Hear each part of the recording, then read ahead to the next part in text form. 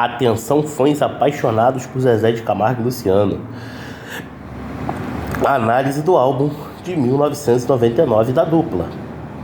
Esse álbum é o álbum que fecha a década de 90 e a dupla está mais do que consolidada como o grande medalhão da dupla sertaneja, com um sucesso após o outro e, acima de tudo, uma competitividade no mercado muito acima da média, em todas as rádios do Brasil tocando. Só nas que não costumam tocar sertanejo que você não ouvia Zezé de Camargo e Luciano. E você não ouve até hoje, né? Mas como nas que tocam você ouve muito, porque hoje já estamos falando de perpetuação, eternização e, acima de tudo, renome. Nessa época aqui, estávamos falando de uma década inteira de um algoritmo de sucesso sem grandes tecnologias, aonde eles souberam explorar o mercado da melhor forma, com um critério gigantesco para se constituir o repertório maravilhoso que eles fizeram ao longo de toda a década de 90. E me chama bastante atenção que, às vezes, quando você pensa num período consolidador para um período de vasta experiência, é quando uma música começa a meio que ofuscar a outra. E isso acontece muito com o Zezé de Camargo e Luciano a partir de Dou a Vida por um Beijo.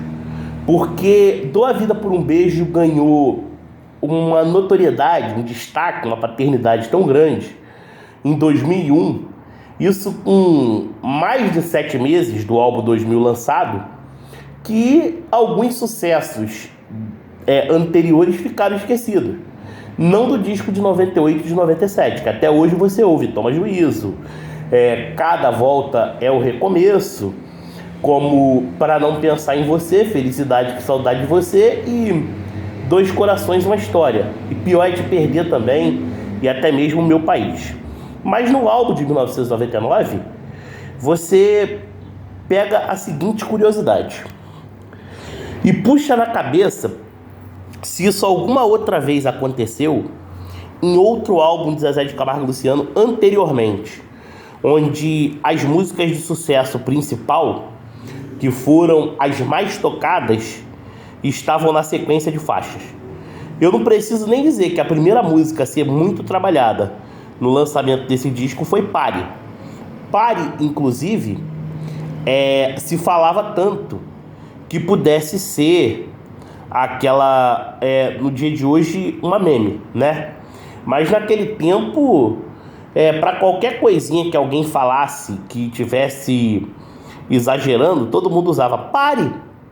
Aí essa canção realmente ficou eternizada, que é a composição do produtor César Augusto, que também é compositor de vários sucessos sertanejos, mais de 1.500 músicas e 900 composições dele são sucesso no Brasil inteiro. Inclusive, eu sou um admirador gigantesco da figura César Augusto. E Será que Foi Saudade, Amor Selvagem, ambas composições do Zezé. E me chama a atenção o seguinte, Será que Foi Saudade foi a segunda música trabalhada. Amor Selvagem, por sua vez, começou a ser trabalhada a partir do álbum ao vivo, lançado em abril do ano 2000, logo depois de 6 ou 7 meses do lançamento do álbum de 1999, né? E tá escrito em Meu Olhar também, foi bem trabalhada. E a canção profética Quem é Ele, que é uma composição do Zezé a pedido da mãe deles, a dona Helena Siqueira de Camargo, pelo fato de que um ano antes, o irmão que teve paralisia infantil, o Wellington José de Camargo, que é pré-candidato a deputado federal agora por Sergipe, foi sequestrado e teve a sua orelha decepada. Então essa música foi meio que de um conforto e fé dentro do ambiente familiar.